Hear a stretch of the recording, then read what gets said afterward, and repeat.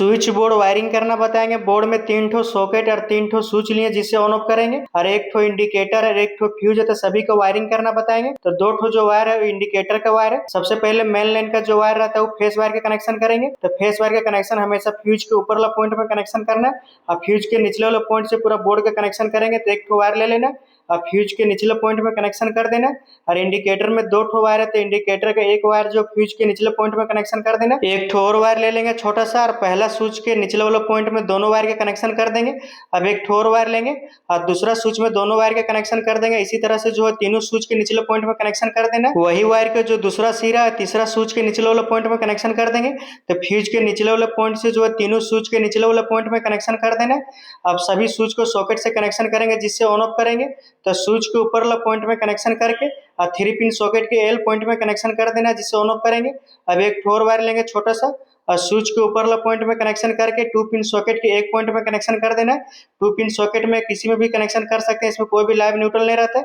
तो दूसरे 2 pin socket को भी स्विच से कनेक्शन कर दिए जिससे ऑन ऑफ करेंगे। सभी सॉकेट को जो है स्विच से कनेक्शन कर दिए जिससे ऑन ऑफ करेंगे। एक एक पॉइंट में जो है स्विच से कनेक्शन करना। एक एक जो पॉइंट बचा हुआ वो न्यूट्रल कनेक्शन करेंगे। तो न्यूट्रल के लिए ब्लू वायर ले लिए। 3 पिन सॉकेट के जो एक ठो पॉइंट बचा हुआ उसी में कनेक्शन कर देना और वही वायर के जो दूसरा सिरा है वो दूसरा 2 पिन सॉकेट के एक पॉइंट में कनेक्शन कर देंगे। अब 1 ठो और वायर लेंगे, वही 2 पिन सॉकेट में दोनों वायर के कनेक्शन कर देंगे।